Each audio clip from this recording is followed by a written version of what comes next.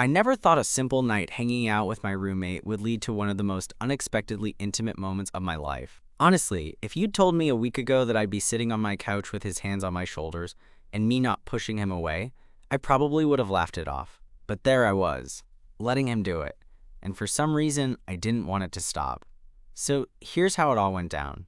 I share a small, kind of cluttered apartment with Jake. He's my best friend from college, and we've been roommates since graduation. We're the type of friends who get along so well, some people think we're a couple, but nope, just really close.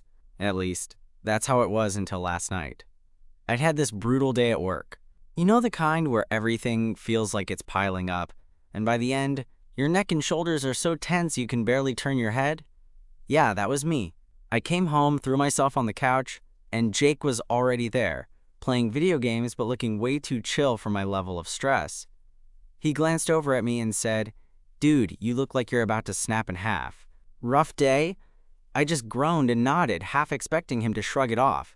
Instead, without really thinking, he got up, walked over, and said, "Sit still." Then, before I could say anything, he started rubbing my shoulders. Now, here's the thing about Jake.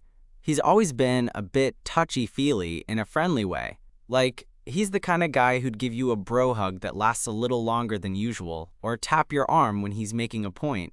But massaging? That was new. At first I was a bit stiff, not sure if I should pull away or just let him have his moment. But the tension in my shoulders was screaming for relief, and honestly, his hands were so warm and sure that I didn't stop him. It felt good, really good. Not just physically, but something else I couldn't quite place. The apartment was quiet except for the game noises and the soft sound of his fingers working out the knots in my muscles. I could feel my breathing slow down, heart rate steady, and for the first time in days, I was actually relaxing. I kept glancing at him out of the corner of my eye, trying to figure out what was going on. Was he just being a good friend? Or was there something more behind those gentle, focused eyes? And just when I thought it couldn't get any more awkward or confusing, he leaned in a little closer and said, "You know, you don't have to pretend you're tough all the time. I'm here, man." That simple line hit me harder than I expected. I didn't know what to say, so I just let him keep massaging. And honestly, I didn't want to stop. Because for once, I felt like maybe I wasn't alone. And maybe that was okay. I shifted a little on the couch, trying to find the right words, or, honestly, just to get my heart to slow down a notch. Jake didn't say anything else for a moment, just kept moving his hands in these slow, deliberate circles on my shoulders. I could hear the faint thrum of the game controller in his hands, but his attention was clearly on me. "You don't usually let me do stuff like this," he finally said, his voice quieter now, like he was trying to sound casual but wasn't quite pulling it off. I shrugged, running a hand through my hair. "I guess I didn't think you'd want to." He snorted softly. "Dude, what's that even supposed to mean? I'm your roommate, not a stranger." I smiled, even though a little knot of nerves was tightening in my chest. "Yeah, well, I don't know. I guess I'm used to handling stuff on my own." Jake's hands paused briefly, and I felt him shift closer. "You don't have to do that with me."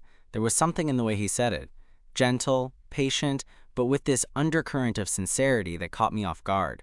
I wanted to tell him that I knew that, but somehow the words got stuck. Instead, I just let out a breath and leaned back into the couch, letting the weight of the day settle a bit. The apartment felt warmer suddenly, like the space between us wasn't just physical, but kind of emotional. Like maybe this was the first time we weren't just roommates or friends, but something closer, something unspoken. "I'm sorry," I said quietly after a moment, "for being a mess." Jake shrugged, smiling with that easy, knowing look he always gets when he's about to tease me. "You're not a mess, you just need to chill out more, and maybe get a massage every now and then." I laughed, finally feeling comfortable enough to nudge him playfully. "Yeah, well, maybe I'll let you do it again, if you're lucky." He grinned, and for a second, his eyes held this softness that made my stomach flip. I'm counting on it.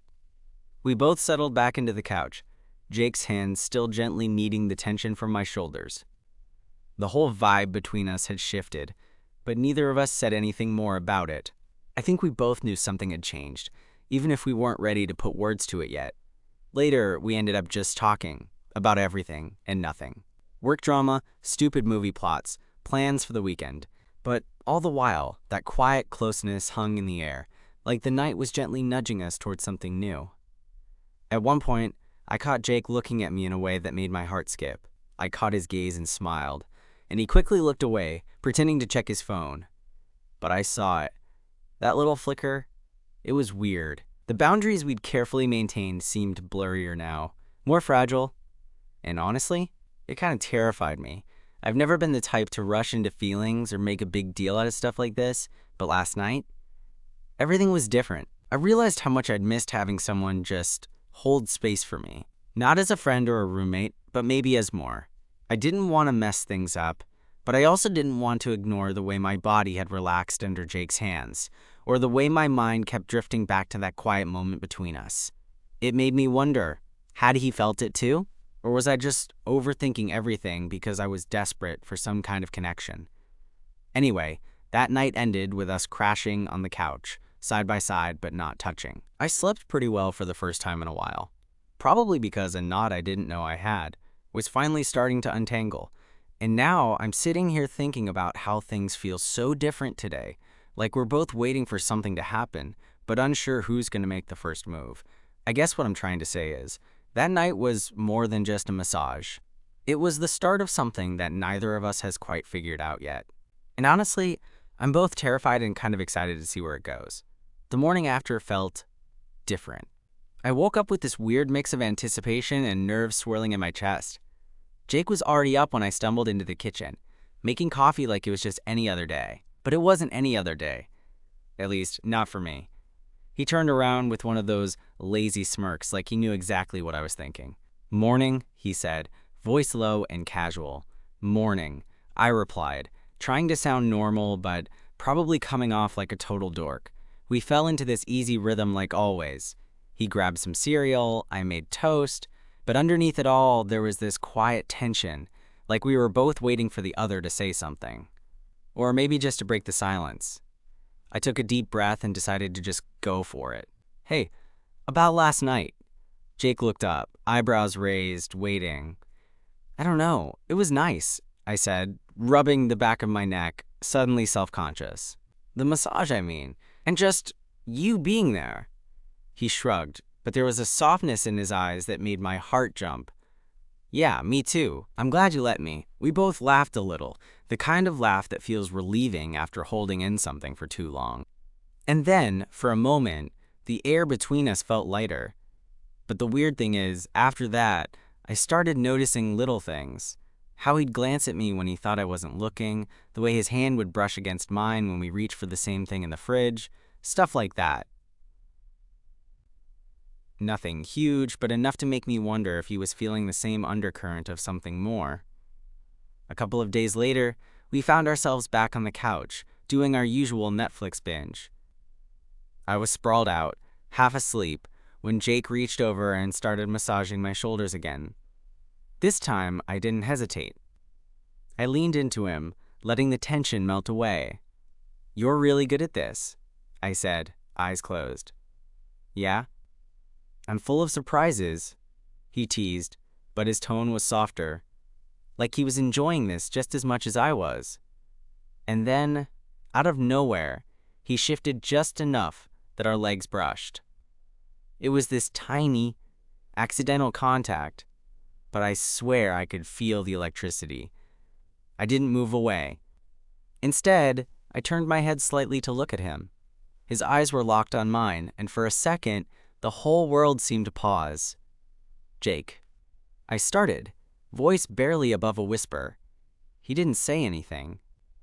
He just smiled, this small, genuine smile that made me want to reach out and hold on to that moment forever. I felt my hand twitch, like it wanted to find his, but I wasn't sure if I should or how he'd react. So I just stayed still, letting the silence stretch between us. Later that night, when the apartment was quiet, Jake knocked on my bedroom door. "Can I come in?" he asked. I nodded, and when he stepped inside, he closed the door behind him. We sat on opposite sides of the bed, neither of us quite sure what to say. Finally, he broke the silence. "I've been thinking about that night too, about us." "Yeah?" I said, heart pounding. He nodded. I don't want to mess up what we have, but I also don't want to pretend there's nothing here. I swallowed hard, the weight of his words settling over me. Me too. We moved closer, slowly, like testing the waters. And then, somehow, without a word, our hands found each other. It felt natural, like the missing piece snapping into place. That night, everything changed. I don't know where this is going yet, and maybe we're both scared. But for the first time in a long time, I'm hopeful. Hopeful that maybe, just maybe, this could be something real. And honestly, I can't wait to find out. Holding Jake's hand like that felt surreal. It was like this quiet confirmation that whatever was simmering between us wasn't just my imagination. For a few seconds, we just sat there, hands intertwined, neither of us speaking. The silence was heavy but good, like we both needed that moment. Finally, I broke it. So, what now? Jake chuckled softly, a nervous sound that made me smile. I don't know, man. I guess we figure it out, one step at a time. Yeah, I agreed, squeezing his hand gently. One step at a time. That night when I finally fell asleep, it wasn't with my usual restless mind racing through work problems or social anxiety. It was calm, comfortable, because this wasn't just some random sleep together or a one-off thing. It felt real, like maybe we had something worth exploring. The next morning, everything felt a little different too.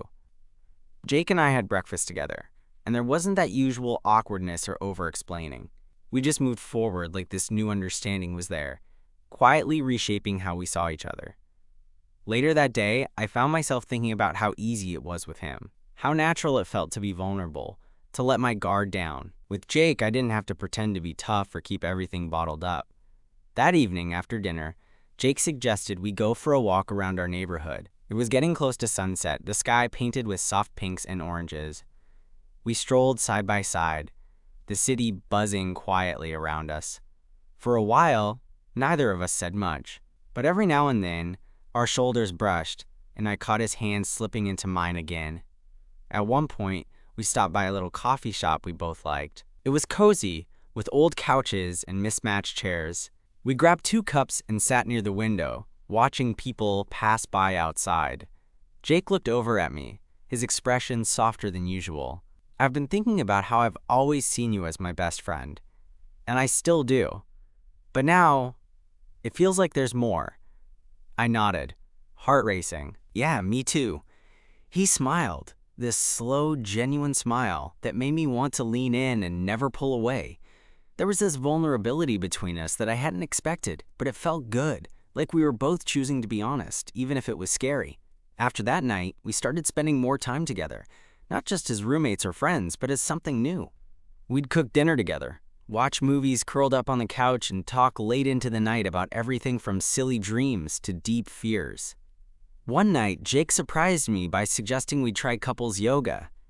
I laughed and protested, but he was insistent, so we went to a small class in the neighborhood. It was awkward at first, trying to balance and trust each other, but by the end, as we sat cross-legged facing each other, hands touching lightly, I realized how much I wanted this, to build something with him. There were still moments when I caught myself wondering if this was all too good to be true, or if we were just fooling ourselves because it was easier than being alone. But then Jake would say something, like how he liked the way I smile when I'm nervous, or how he noticed I always choose the window seat, and I'd feel that knot in my chest. But here you are. My throat tightened. I feel the same. You make me feel safe. He smiled, brushing a stray hair from my forehead. Maybe that's what this is. Safety. Trust. I nodded, resting my head on his shoulder. For the first time in a long time, I didn't feel like I had to be anything other than myself. We were still figuring things out, sure, navigating new feelings, new boundaries, and the inevitable fears that come with change. But I was ready to see where this went. Because with Jake, even the scary parts felt worth it. And honestly, I can't wait to see what comes next. The thing about falling into something with Jake was how it slowly rewired my idea of normal. I'm not gonna lie, there were moments when I caught myself wondering if I was dreaming, or if I'd accidentally stumbled into someone else's life. Because we went from roommates to this quietly intense, subtle romance without a grand announcement or a dramatic declaration. It just happened. And it was better that way. One evening, a little over a week after we'd started officially acknowledging the shift, Jake was sitting on the couch, scrolling through his phone. I was sprawled out across the coffee table with a book, but mostly just watching him. "You know," he said, not looking up, "we should tell some people." I raised an eyebrow. "Like who?" He shrugged and finally met my gaze. "Our friends. Family, maybe. It's not like we're hiding anymore." I smiled because part of me was excited to tell people, but another part felt nervous as hell. "Yeah, I guess. It's just a lot, isn't it?" Jake nodded. "Yeah, but it's also kind of freeing. Like, we don't have to pretend or put on a mask." I stared at him for a moment, the way the soft light hit his face, the calm in his eyes, and I thought, maybe he's right. Maybe it was time to stop compartmentalizing. "Okay," I said finally. "Let's start with the easy ones. Our friends," he grinned. "Easy peasy. We planned a casual get-together for the weekend, inviting a few close friends over." I was surprised at how naturally it felt to introduce Jake, not just as my roommate, but as the guy the first was seeing. The conversations were light, the jokes flowed, and the subtle glances Jake and I exchanged made my heart pound a little. One of our friends, Mike, a guy who's usually pretty skeptical about everything, gave me a quick thumbs up and whispered, "Looks like you found yourself a keeper, man." I laughed, feeling this warm glow of approval. It wasn't about what anyone else thought, but damn, it was nice to have that support. After everyone left, Jake and I collapsed on the couch, exhausted but happy. I looked over at him and said, "That didn't go as badly as I thought." He laughed, stretching his arms above his head. "See? Told you. We're pretty good at this." The next few days felt lighter, like a weight I hadn't realized I was carrying had lifted. We started holding hands more openly, stealing kisses in the hallway, and just generally enjoying the new rhythm we were creating together. But, of course, it wasn't all sunshine and rainbows. One afternoon, I was scrolling through social media when I saw a comment from someone I barely knew, something snide about roommates getting too cozy. I felt this sick twist in my stomach, like suddenly everything was fragile and exposed. I didn't say anything to Jake at first, but he must have noticed something was off. Later that night, as we were cooking dinner, he asked, "What's up? You've been quiet." I hesitated, then shrugged. "Just some dumb stuff online. People gossiping." Jake frowned. "People are stupid. Don't let it get to you." His confidence was reassuring, but I couldn't shake the feeling that this might get complicated. What if coming out changed things? What if people didn't understand? Jake must have seen my hesitation because he pulled me into a hug and said, "Hey, we're in this together." No matter what, that simple promise made me feel braver than I'd felt in a long time. A few days later, we found ourselves at a small local bar with friends, a relaxed, low-key night. Jake and I were sitting close, fingers intertwined, when a guy at the next table gave us a curious look. Without thinking, Jake leaned over and whispered, "Ignore him." "We're good." I smiled, squeezing his hand. It was funny how just being with Jake made me feel stronger, like I could handle whatever came our way. As the night went on, we talked about everything: plans for the future, silly dreams, what it meant to be us. And I realized that this wasn't just some fling or casual thing. It was real, deep, messy, and beautiful all at once. One quiet moment when we were heading home, Jake stopped me on the sidewalk and said, "You know, I never thought I'd find someone who gets me like you do. Someone who makes me feel like home." I blinked, caught off guard. "I feel the same." He smiled, that soft, genuine smile that always made my heart race. "So what do you say? Want to keep figuring this out together?" I nodded, feeling this surge of warmth spread through me. "Yeah, I want that." Walking back to the apartment, hand in hand, I felt like maybe, just maybe, we were exactly where we were supposed to be. And honestly, I can't wait to see what comes next. The days that followed felt like a mix of excitement and awkwardness, like we were both tiptoeing around this new, fragile thing between us without quite knowing how to handle it. Don't get me wrong, we were happy, like genuinely happy, But it was also strange, like learning to dance with someone when you don't know the steps yet. One afternoon, Jake and I were sitting at the kitchen table, each nursing a cup of coffee. I was half listening to some podcast while he was scrolling through his phone, when he suddenly looked up and said, "Hey, have you thought about maybe making this official? You know, like actually calling it what it is." I froze for a second, feeling my heart speed up. Official? Like us? Yeah, he said, leaning back with this hopeful smile. I mean, we're not just roommates anymore. Maybe it's time we own it. I think I grinned, without really realizing it. I like that idea. Scary as hell, but I like it. He nodded, eyes shining. Same here. That moment felt like a turning point. Like the unspoken tension between us had finally turned into something real and tangible. But of course, life doesn't just pause for you to figure things out. A few days later, work threw a curveball at me. A big project with a tight deadline that meant late nights and a ton of stress. I suddenly found myself retreating, shutting down, and trying to handle everything alone, just like old habits die hard. Jake noticed immediately. One night, I came home looking exhausted and a little defeated. Without a word, he wrapped his arms around me from behind and started massaging my shoulders, the same way he had that first night. I wanted to pull away, wanted to tell him I was fine, but I didn't. Instead, I leaned into it, letting his hands work out the knots in my muscles, physically and emotionally. "You don't have to do this alone," he murmured into my ear. For the first time in a long time, I believed it. Slowly, I started opening up about work stress, about the pressure I'd been bottling up.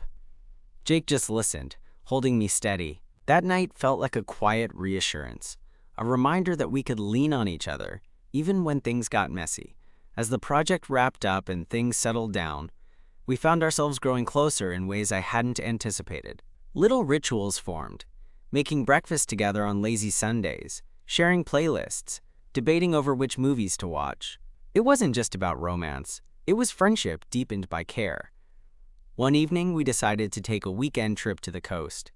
Neither of us had planned much, just packed a bag and drove out of the city, windows down, music blasting. The beach was quiet and cool, the waves crashing softly as we wandered along the shore. We found a spot to sit, and Jake nudged me playfully. "Remember when we first started this? I never thought massage sessions would lead here." I laughed, resting my head on his shoulder. "Neither did I, but I'm glad they did." He looked out at the horizon, then back at me. Me too. There was this peacefulness between us, like the ocean had swept away all the fears and doubts. Later that night, sitting by a small fire we'd built, Jake wrapped his arm around me. "Do you ever think about the future? Like where this might go?" I thought about it. The uncertainty, the hope, the thrill, and the fear all tangled together. A little. But I'm more focused on right now. On us. He smiled, pulling me closer. "Yeah, right now feels pretty perfect." Back home, life settled into a new rhythm. One where love wasn't this scary, abstract thing, but something real and messy and deeply comforting. One night, as we were winding down, Jake caught me off guard by saying, "I want you to meet my family." My stomach did a flip. "Seriously?"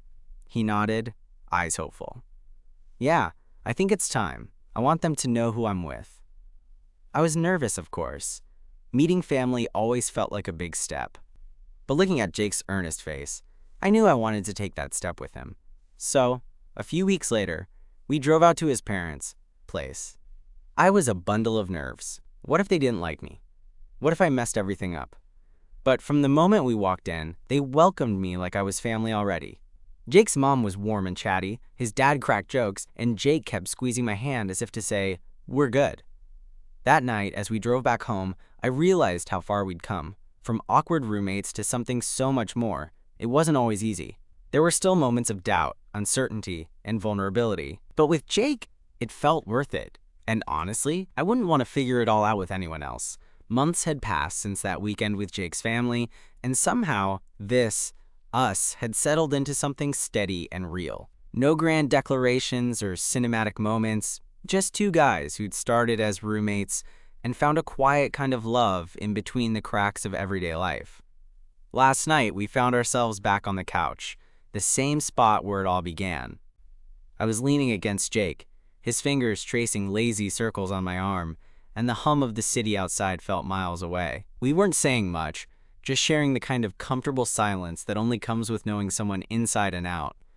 I was thinking, Jake said softly, breaking the quiet, about how strange it is that a massage led us here. I smiled without opening my eyes. Yeah, weird how the smallest things change everything. He laughed. Small things with big consequences. I turned my head, caught his gaze, and for a moment, the world narrowed down to just us. I never thought I'd be this open with someone.